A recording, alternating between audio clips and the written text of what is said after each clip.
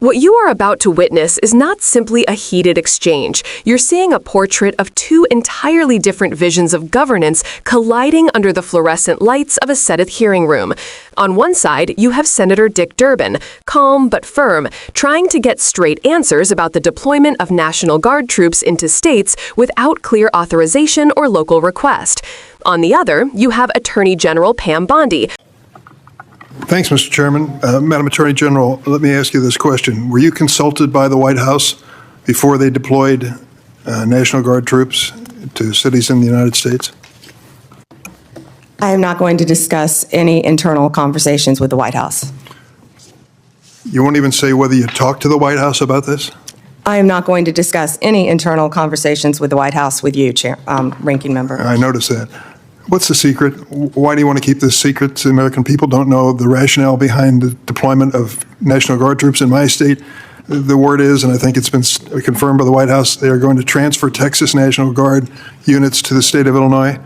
What's the rationale for that? Yeah, Chairman, as you shut down the government, you voted to shut down the government, and you're sitting here, our law enforcement officers aren't being paid. They're out there working to protect you. I wish you loved Chicago as much as you hate President Trump. And currently, the National Guard are on the way to Chicago. If you're not going to protect your citizens, President Trump will. I've been on this committee for more than 20 years. That's the kind of testimony you expect from this administration. A simple question as to whether or not that a legal rationale for deploying National Guard troops becomes grounds for a personal attack. I think it's a legitimate question. It's my responsibility. She refuses to answer as to whether she had any conversation with the White House about deploying national troops to my state. That's an indication, I'm afraid, where we are politically in this place. Let me ask you another question. I want to, if you will, hold on a second. Make sure I got the right page of facts here.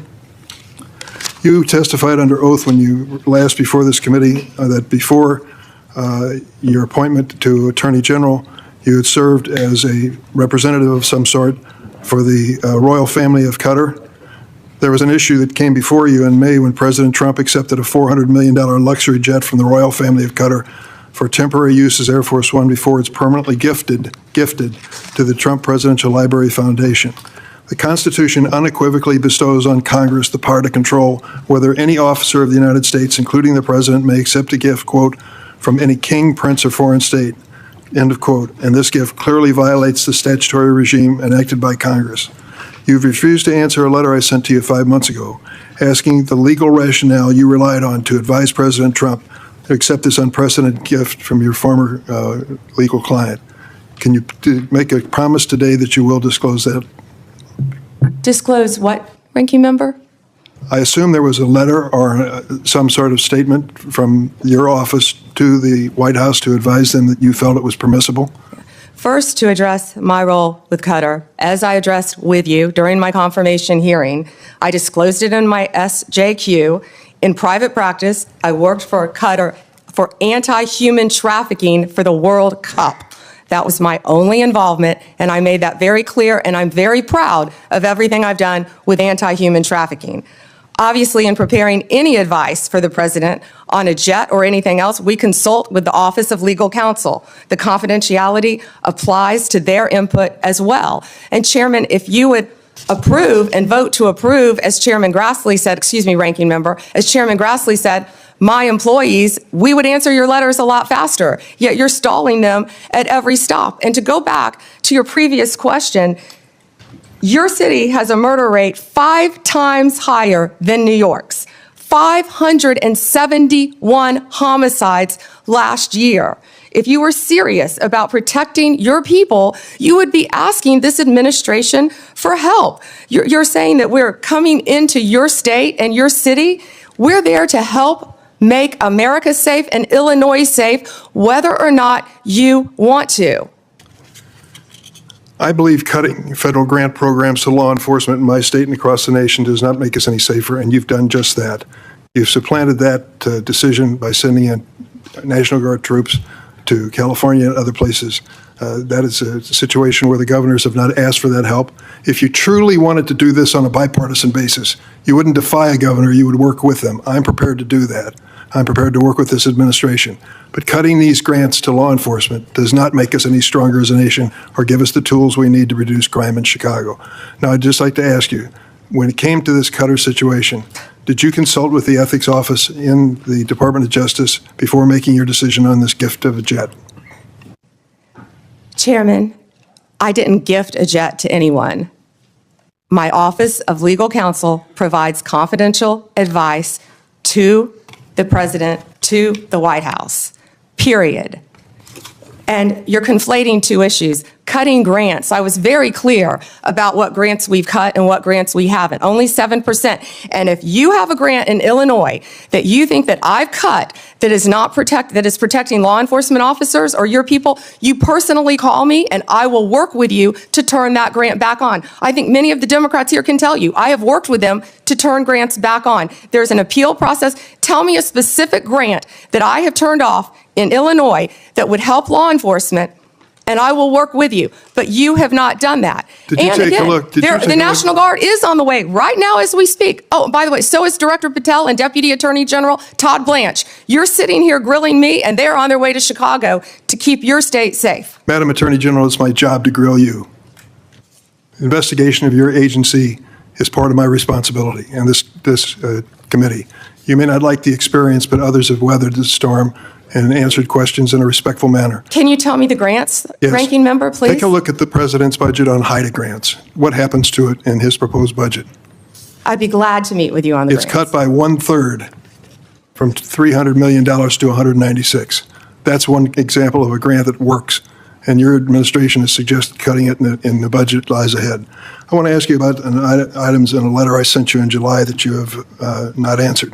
In February, you made a public claim that the Epstein client list was, quote, sitting on my desk right now for review, end of quote. You then produced already public information and no client list at a major media event hosted at the White House.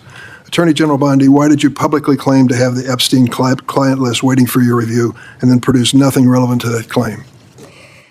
Senator Durbin, if you listen to my entire clip on that, I said I had not reviewed it yet, that it was sitting on my desk along with the JFK files, the Martin Luther King files. And I said I had not yet reviewed it. And if you see our memo on Epstein, you will see, our memo on Epstein clearly points out that there was no client list, our July 6th memo. You also didn't let me respond to the HIDA question. The budget transfers $196 million for high-intensity drug trafficking areas to the Office of Justice Programs, OJP. The Justice Department will continue to administer those grants under OJP in 2026. Going back to the Epstein files, according to another whistleblower who made a protected disclosure to my office, you pushed the FBI to review approximately 100,000 Epstein-related records on an arbitrarily short deadline in March, and the FBI was directed to flag any documents that mentioned President Trump. Nothing came of that review until July when DOJ and FBI released an unsigned memo stating, quote, there's no incriminating client list. Why was the July 7th memo unsigned? The July 7th memo came from the FBI and the Department of Justice. Director Patel answered those questions very clear. And, you know, Senator Durbin, I find it very interesting that you refused repeated Republican requests to release the Epstein flight logs in 2023 and 2024. You fought that. Did you take money from Reid Hoffman, campaign donations, Never who was a huge Epstein friend? Why did you fight for years? Why did you fight to not disclose the flight logs, Senator Durbin? I can tell you I did not refuse. One of the senators here wished to produce those logs, and I asked her to put it in writing, and she never did. Yeah, I think Senator Blackburn would quarrel with you on that. Well, I will quarrel with you as to Reid, somebody that you mentioned I never heard of. Reid Hoffman. So who gave the order to flag records related to President Trump? To flag records for President Trump? To flag any records which included his name. I'm not going to discuss anything about that with you, Senator. Eventually, you're going to have to answer for your conduct in this. You won't do it today, but eventually you will. I yield, Mr. Chairman. I got to Mr. interject Chairman? something here. Mr. Chairman. Yeah. Mr. Chairman, since Senator Durbin referred to me, I would really appreciate the opportunity to correct the record. Proceed. Because Senator Durbin knows I repeatedly asked for those flight logs. I brought up the subpoena. You even shut down the committee because you didn't want that, and you know I submitted that in writing, and you continue to misrepresent that, and I am not going to let that record stand. Okay. Mr. Chairman, Go ahead, Senator Durbin. I just want to make it clear that the reason the committee business ended was that your side invoked the 2-hour rule. Point number 2 is I asked you if you wanted any documents like flight logs to put it in writing. You never did. Yes, sir, I did, and your staff knows that I did. No, We'll submit, once again, Send me a copy the of that, information to you. We've done that several times, but we'll be happy to, once again, send it to disagree. you. I think your staff doesn't show that to you. Who again refuses to answer even basic questions, deflects with personal attacks, and hides behind blanket claims of confidentiality. And that refusal matters deeply. When a president deploys National Guard forces into states, especially states where governors didn't request them, the American people deserve to understand the legal justification. That is a fundamental matter of constitutional checks and balances. But what you heard from Bondi was not transparency. It was pure stonewalling, followed by political theater. Instead of providing justification, she pivots into launching attacks on Durbin, on Democrats, on Chicago, on the state of Illinois, anything except answering the actual question. This kind of evasion is increasingly a theme within this administration. Power exercised first, justification provided never. And Durbin, a senator with decades of experience, calls it out plainly because national deployment decisions aren't a game. They carry consequences for communities, law enforcement, and state authority. But the hearing doesn't stop there. Durbin moves to another critical issue, the president accepting a massive foreign gift, a $400 million luxury jet from the Qatari royal family. Yes, $400 million. And Bondi previously represented Qatar. This is exactly the type of foreign influence the Constitution's emoluments clause was designed to prevent, and exactly the type of conflict of interest that demands transparency. Durbin asks for the legal rationale behind approving such a gift. Bondi refuses to provide it.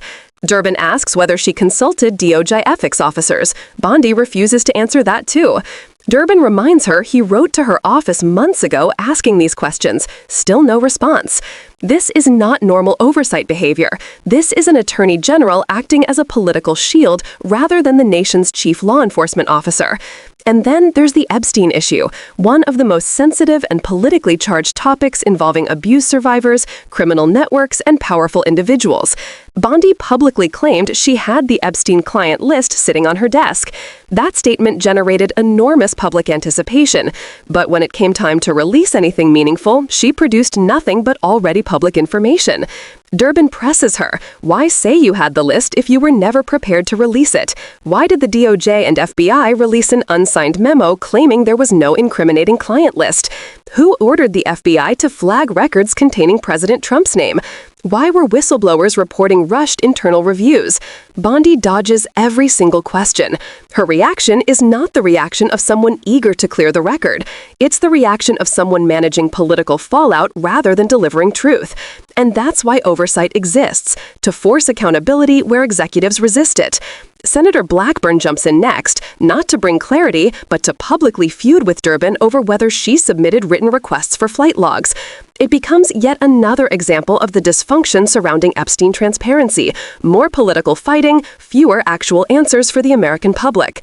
What becomes clear through this hearing is that this administration handles oversight not as a democratic necessity, but as an inconvenience, something to be attacked, minimized, or brushed aside. But oversight is how democracy stays healthy, it's how corruption is prevented, and it's how people in power remain accountable to the people they serve. When an attorney general refuses to answer whether deploying troops into U.S. cities follows any legal basis, Americans should pay attention. When foreign gifts from wealthy monarchs are accepted without public transparency, Americans should ask questions. When an Epstein review is handled with half explanations, unsigned memos, and political defensiveness, Americans deserve to know why. Because democracy doesn't decline in one dramatic moment. It erodes in these small but persistent refusals to be transparent, refusals to follow norms, refusals to answer simple questions. That is why hearings like this matter, and why paying attention matters even more. If you found this breakdown helpful and want more deep dive commentary that cuts through the noise, make sure you subscribe, hit the like button, and share this video. Real accountability only happens when the public is informed, engaged, and vigilant.